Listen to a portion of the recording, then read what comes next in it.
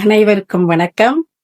சிவசிவ சித்ரா யூடியூப் சேனலுக்கு உங்கள் அனைவரையும் இன்முகத்துடன் வரவேற்கிறேன். இன்று ஒரு அருமையான தலைப்பு, ஊழ். திருவள்ளுவர் ஊழிற் பெருவழி யாவுளார் மற்றவை சூழினும் தான் முந்துரும் என்று சொல்லியிருக்கிறார். இதற்கு அருமையான உண்மையாக நடந்த ஒரு கதை இதில் நான் சொல்லப் போகிறேன். ஊழ் வினை உறுத்து வந்து ஊட்டும். இது சிலப்பதிகாரமும் சொல்கிறது. ஊழ் என்றால் என்ன? நாம் செய்த வினை, அது கர்மாவாக மாறுகிறது. 3 வகை கர்மாக்கள் உள்ளது. பிராரப்த கர்மா, சஞ்சித கர்மா, பிராரப்த கர்மா, ஆகாமிய கர்மா. இந்த கர்மாக்கள் நாம் செய்யும் செயல் மனதால், சொல்லால், காயத்தால் உண்டாகுபவை. இந்த இலங்கை பகுதியில் ஒரு தகாத செயல்களை செய்பவன், அடிதடியில் எல்லாம் ஈடுபடுபவன் இருந்திருந்தான். அவன் எப்பொழுதும் சண்டித்தனம் செய்து கொண்டே இருப்பவன். அவன் ஒரு நாள் வழிநெடுக்க எங்கோ சென்று கொண்டிருக்கும் போதே ஒரு கோவிலுக்கு ஒரு பெண் சென்று கொண்டிருந்தாள். அழகான பெண். அவளை எப்படியோ விரும்பிவிட்டான். ஆனால் அந்த பெண் இவன் யார் என்று தெரியாது, விரும்பவும் இல்லை. நாட்கள் சென்று கொண்டே இருக்கிறது. இவன் தன் நண்பர்களிடமெல்லாம் அந்த பெண்ணை பற்றி தனக்கு பிடித்துள்ளது என்று எக்கச்சக்கமான கற்பனைகளை வளர்த்துக் கொள்கிறான். அதன் பிறகு என்ன செய்கிறான்? எல்லோரிடமும் நான் இவளை திருமணம் செய்து கொள்ள போகிறேன் என்று எல்லாரிடமும் சென்று கொண்டு வருகிறான். இது அந்த பெண்ணிற்கு தெரியாது. அவர்கள் பெற்றோர்களுக்கும் எதுவும் தெரியாது. இவனே தன்னுடைய கற்பனையை வளர்த்து கொண்டு நண்பர்களிடம் சொல்லி வந்திருக்கிறான். இறுதியில் என்ன ஆகிறது? ஒரு நாள் அந்த பெண்ணுக்கு வீட்டில் திருமணம் நிச்சயம் செய்யப்படுகிறது. பெண் ஊர்வலம் வந்து கொண்டிருக்கிறார் மாப்பிள்ளையுடன். அந்த காலத்தில் மாப்பிள்ளையை பெண்ணோடு சேர்த்து ஊர்வலம் அழைத்து கொண்டு வந்து ஊருக்கு அனைவருக்கும் தெரியும்படி திருமணம் செய்பவர்கள். திருமணம் முடிந்தது, ஊர்வலம் வந்து கொண்டிருக்கிறார்கள். இந்த விஷயம் இந்த சண்டியனுக்கு தெரிகிறது. அவன் என்ன செய்தான்? மனம் தாங்கவில்லை.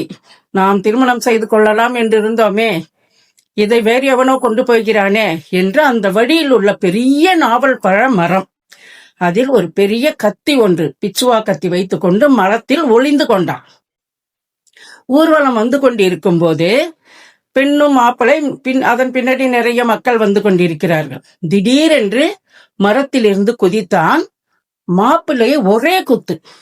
அந்த இடத்திலே மாப்பிள்ளை இறந்து போய்விடுகிறான். அவன் பெண்ணை தானே குத்த வேண்டும், நம்மளை ஏமாற்றி விட்டாள் என்று சொல்வதற்கும் இல்லை, விரும்பிய பெண்ணை குத்துவதற்கு மனமும் இல்லை. எனவே மாப்பிள்ளையை குத்திவிட்டான். நாட்கள் செல்கிறது, கைது செய்யப்படுகிறான், சிறையில் அடைக்கப்படுகிறான். அந்த காலத்தில் பெரிய அம்மை, பெரிய பெரிய கொப்பளங்களாக வரும், கண் எல்லாம் பறித்துவிடும், கண் பார்வையை கூட. அந்த பெரியம்மை நோய் வரும்போது, இவன் சிறையில் இருக்கும்போது அந்த பெரியம்மை நோய் இவனை தாக்குகிறது. அந்த சண்டியனை குத்தி கொலை செய்து விட்டு போனவனை. இறுதியில் அந்த கைதானவனை அங்கிருக்கிற அதிகாரிகள் அதற்குரிய என்னென்ன செய்ய வேண்டும், இவனை விடுவிக்கலாமா, இங்கிருப்பவர்கள் அனைவர்களும் இது தொற்றிக்கொள்ளுமே என்று ஏதோ ஒரு விதிமுறைகளின்படி அவர்கள் உறவினர்களிடம் சொல்லி இவனை அழைத்து செல்லுங்கள் என்று சொல்லிவிடுகிறார்கள். ஜெயிலில் இருந்து விடுதலையும் கிடைக்கிறது. கடைசியில் என்ன ஆகிறது? அவனை ஊருக்கு ஒதுக்குப்புறமாக உள்ள ஒரு பாழடைந்த ஒரு இடத்தில் ஒரு கட்டிலை போட்டு அங்கு கிடத்தி விடுகிறார்கள். விதிவசம் எப்படியோ அவன் உயிர் தப்பி விடுகிறான். ஜெயிலில் இருந்தும் விடுதலையாகி விட்டான். நாட்கள் செல்கிறது. கொஞ்ச நாட்கள் சென்ற பிறகு அவனுக்கு திருமணம் செய்து வைக்கிறார்கள் பெரியவர்கள். ஒரு பெண் ஆண் பிள்ளை பிறக்கிறார்கள். அப்பொழுது நாட்டில் அப்பொழுதுதான் முதலாக இலங்கையில் போர் நடக்க ஆரம்பிக்கிறது. வீட்டிற்கு ஒருவர் என்று போகிறார்கள். அப்பொழுது இவன் என்ன சொல்கிறான்? எல்லோரும் வெளிநாடு செல்கிறார்கள், நானும் செல்ல போகிறேன் என்று சொல்லிக் கொண்டிருக்கிறான். இறுதியில் என்ன ஆகிறது? சொல்லிக் கொண்டிருக்கும் போதே நீங்கள் எனக்கு எப்படியாவது என்னை வெளிநாட்டிற்கு அனுப்பிவிடுங்கள் அப்படி என்று சொல்றான். ஆனா அவங்க அப்பாவுக்கு, அந்த சண்டியனுக்கு பையனாயிற்று, முதலாக லேசானதொரு பயம் மனதில் ஏற்படுகிறது. செய்த வினை கொஞ்சமாக நினைவு வருகிறது, நம் பிள்ளையை தாக்குமோ அப்படி என்று. சரி, என்னென்னவோ சொல்லி பார்க்கிறார், கேட்கவில்லை. பிரான்சுக்கு சரி அனுப்பிவிடலாம் நண்பர்களுடன் என்று.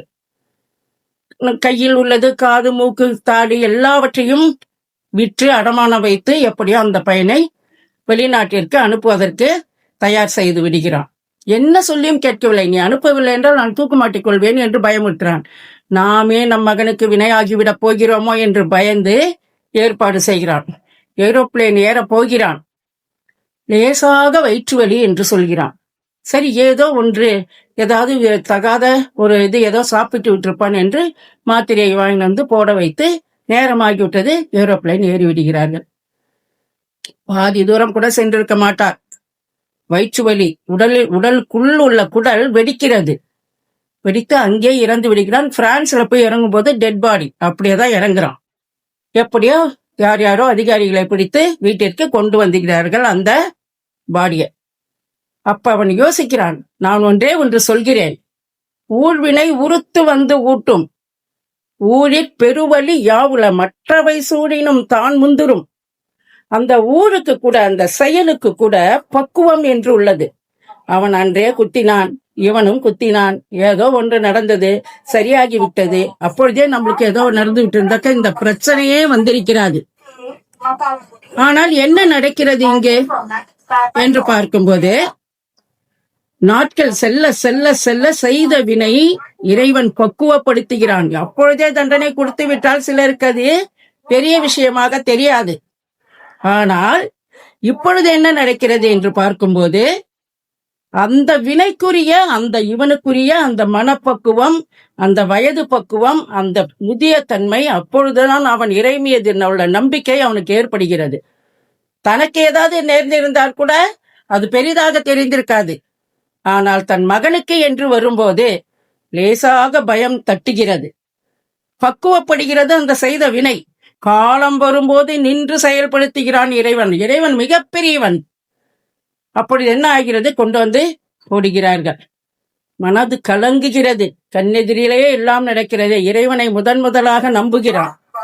அதனால் நாம் செய்யும் செயல், மனம், வாக்கு, காயம், செய்கையாலேயே அடுத்தவர் மனதை புண்படுத்தி விட்டு செல்பவர்களுக்கு இதுவும் ஒரு பாடமாக இருக்கும்.